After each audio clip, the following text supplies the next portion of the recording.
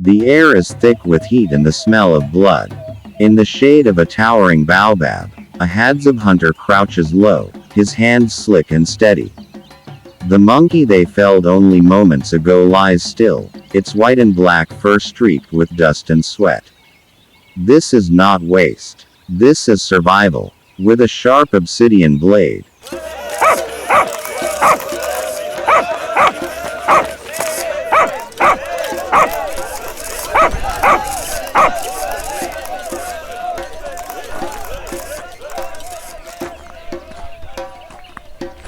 the chase is over, but the hunt is not yet done. The Yaida sun burns high, hot enough to crack the earth, as the Hadzabe hunters move fast across the scrub. Their lean bodies, wrapped in the skins of kudu and impala, glisten with dust and sweat. Behind them, their hunting dogs bark sharp and high, noses to the ground, tails whipping, their paws kicking up little storms of red dust as they lead the way. The dogs know before the men do. Ahead, beneath the shadow of a massive stone split from the hillside, the kill lies still, a large, black-maned baboon, struck clean through by a poison-tipped arrow. Its eyes already dimmed, its call silenced forever. Hunter elder, low, firm voice. Easy now. The spirit is leaving. Handle it with care. Every piece must serve. They bend low beneath the overhang, shadows pooling around them, as the dogs sniff and circle, tongues lolling from the chase. Two men steady the baboon's heavy body, checking the arrow wound, while another loosens his hide sling to carry the weight. With practiced ease, they lash the carcass and lift it. One hunter, the strongest among them, bends forward as the others hoist it onto his back. The weight pulls at his shoulders, but he does not falter. The skin he wears, tanned from the kudu of a past season, sticks to his dusted skin as he rises.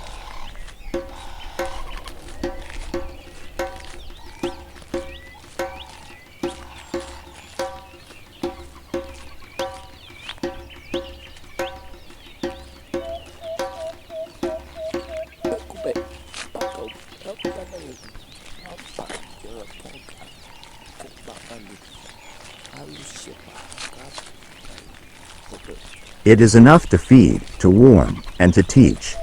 The meat will fill bellies, the hide will cover the children, the bones will make tools, and the spirit will walk with the tall ones who guard us. The hunters do not linger. They move quickly, feet silent despite the weight, their dogs weaving around their legs as they cut back through the acacia groves toward camp. Each man wears the skins of animals taken before, proof of hunts survived, proof that the land still provides. And though the sun glares and the flies buzz, they feel a coolness behind them, a shift in the air. For in the shadows beyond the stones and trees, the tall ones move with them, unseen but near, ensuring the hunters and their prize reach the fires before dusk. The sun has dipped low, painting the Yaida Valley in red and gold. The hunters have returned, their prize heavy and still, the scent of blood and dust clinging to their skins. But before the meat can feed the camp, the fire must be born anew. In the center of the camp, beneath a wide acacia tree, an elder hunter kneels beside a shallow pit lined with blackened stones. His hair is streaked with gray, his shoulders draped in the hide of an old kudu. Before him, dry twigs, bits of bark, and a small pile of glowing embers wait, left smoldering from the morning's cook fire. He leans close, his breath slow and patient, lips pursed as he blows softly into the faintest glow.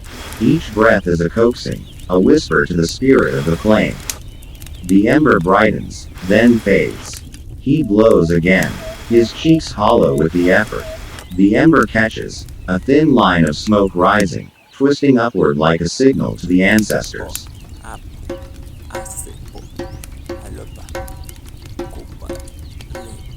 At last, the ember flares, licking at the bark, spreading to the twigs, a faint pop, a rush of warmth.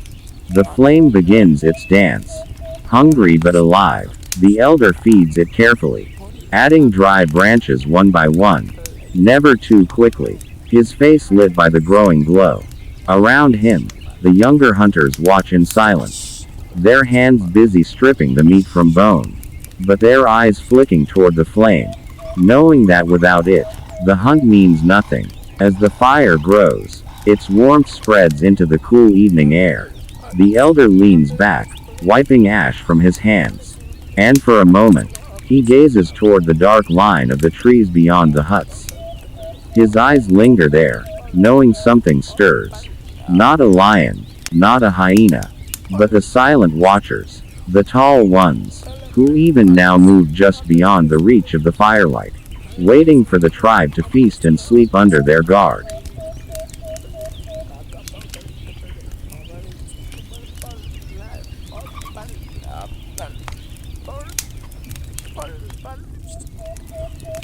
The fire is alive now, its glow spilling over the circle of Hadzabe huts. The elder feeds it carefully, adding dry acacia wood that pops and spits as it burns. Around the flame, the hunters work fast, their knives glinting in the light as they slice thick cuts from the baboon's haunch and ribs, separating lean meat from sinew and bone. Some of the meat is skewered on long green sticks, held just high enough above the flames so the fat drips and hisses into the embers. The scent fills the air, rich, smoky, tinged with wild herbs. It drifts through the camp, pulling the children closer, their stomachs growling, their wide eyes fixed on the sizzling meat. Young hunter, elder, it smells ready. Let us eat. Elder hunter, patience. The belly waits better than the tongue burns. Not all wait. Some of the younger hunters, hunger driving them, pull small, half-cooked strips from the sticks, blowing on the steaming flesh before biting in, the juices burning their tongues but easing the day's hunger. Beside the roasting fire, a second pot bubbles. The women have added crushed wild tomatoes, foraged tubers, a fistful of dried okra, and a powder made from roasted seeds. The chopped baboon meat, bones and all, goes into the pot, hissing as it meets the boiling water. The stew thickens slowly, its scent heavier, earthier, spiced by the wild herbs the women keep hidden in small woven pouches. The smells mingle in the night air, the smoky char of the roasting meat, the rich tang of the boiling stew, the faint sweetness of the herbs. It is not just food. It is a promise. Tonight, no one will sleep with an empty stomach.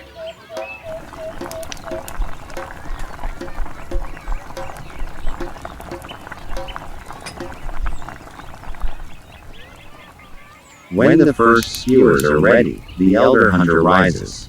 His hands are steady as he pulls a strip of meat, holding it high for a moment before passing it to the oldest woman in the camp, a gesture of respect that is older than the huts themselves.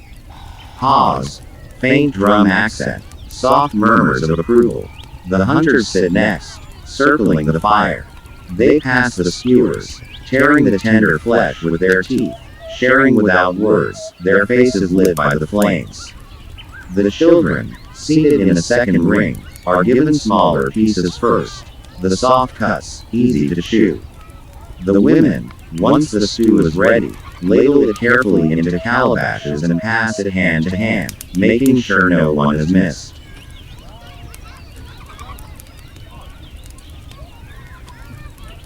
The hunters sit close, warming their hands, sharpening their blades against the stone even as their mouths water. Some cannot wait. They tear off smaller, quicker cooking pieces, blowing on the steaming flesh before biting in, their teeth tearing through the smoky, chewy strips. It is not gluttony, it is tradition. The first bites always go to those whose arrows struck true.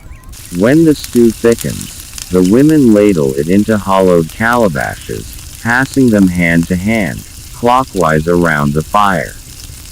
The oldest receive first, as respect demands. Then the hunters, who worked under the punishing sun, their muscles still tight from the chase. The children, sitting closest to the women, are given soft pieces and rich broth, warming their bellies before the night chill.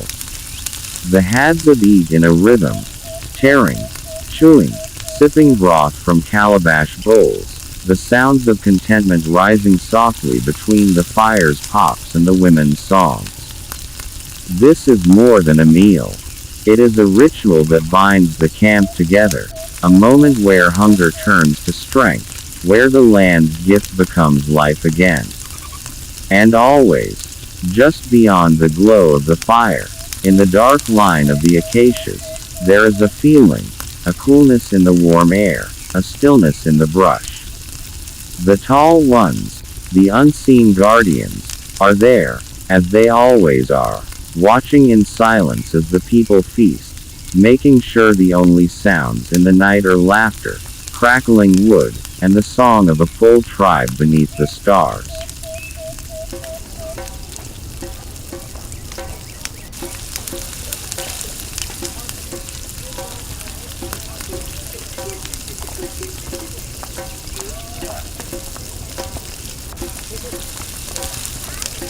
The sun sits high over Yaida Valley, turning the dust a bright, burnt gold.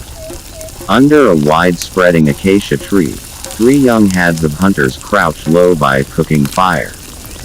Their bodies, lean and restless, are draped in rough skins from kudu and impala, their bows and quivers resting within arm's reach. The morning's hunt lies before them, thick cuts of fresh meat, dark and heavy, still carrying the heat of life taken only hours ago. The fire is small but strong, a circle of blackened stones holding its heart. One of the hunters leans forward, blowing softly at the glowing embers, coaxing the flames higher. Each breath sends a faint burst of sparks upward, and the smoke carries with it a sharp, iron-rich scent of raw flesh mixed with the dry tang of acacia wood. Beside the fire, the younger of the 3 hunters works a crude wooden skewer through a slab of meat, threading it carefully to keep it steady above the flames. Another crushes a handful of wild herbs between his palms, releasing their sharp, bitter fragrance into the air before rubbing them along the meat's surface. There is no salt here, no oils, only what the bush offers: bitter leaves, dried seeds, wild tomato, and the steady, patient heat of fire. Not far from the smoke, a small boy, no older than 6 reins, plays in the dust. His belly is empty, but his spirit is light. He scampers in circles around the hunters, chasing a dried gourd tied to a string, dragging it through the dust as if it were a wild animal he's caught. Each time he passes close, his nose lifts, the smell of the roasting meat too strong to ignore. The hunters do not scold him. They smile quietly, knowing that soon, his waiting will be rewarded. But tradition has its order. First the elders, then the hunters, then the women and children. The boy knows this, yet his eyes remain fixed on the meat as it browns and glistens, fat bubbling and spitting into the glowing coals. The first skewer is turned slowly, the meat's edges charred, the center steaming. The hunters lean close, sniffing the smoky scent, their stomachs tightening with hunger. One of them tears off a thin, seared strip, blows the steam away, and chews, slowly, savoring the flavor, nodding at the taste. The others wait, flipping their skewers, adding more herbs, shifting the wood beneath to keep the flames even. In the clay pot beside the fire, more of the morning's kill simmers with crushed wild tomato, tubers, and okra, the stew thickening slowly, its bubbling mixing with the pops of the roasting meat. Sound. Bubbling stew, faint wooden stirring, rhythmic pestle thumps in the background. When the first skewer is ready, the hunters do not keep it for themselves. They break the strip into pieces, small and even, and hand one to the boy first. His eyes widen as he takes it carefully in both hands, blowing on it as he has seen the men do. He bites, slowly at first, Then faster, the juices running down his chin. A grin splits his face, and he laughs, spinning once before settling cross-legged beside them. The hunters eat next, each tearing strips from the skewers, passing the wooden sticks along, never hoarding, never rushing. The stew is stirred and ladled into a single calabash, from which they sip by turns, the rich broth sliding warm into their empty stomachs. Beyond the circle of light beneath the tree, the savanna stretches, golden and silent. And somewhere beyond the thorn thickets, they feel it, a change in the air, a coolness despite the midday sun. The tall ones, the silent watchers, are near again. The young boy pauses mid-bite, his eyes flicking toward the acacia shadows. He says nothing, but his small shoulders relax. He knows, as the hunters know, that as long as the tall ones circle unseen, no predator, no misfortune will break this meal. And so, in the light of day, with meat roasting and stew bubbling, with a boy's laughter and the hunter's quiet satisfaction, the Hadzabe feast, not in fear, not in haste, but in the rhythm their people have always known. Every hunt, every fire, every bite a thread in the same story, woven under the watchful eyes of those who walk taller than the trees.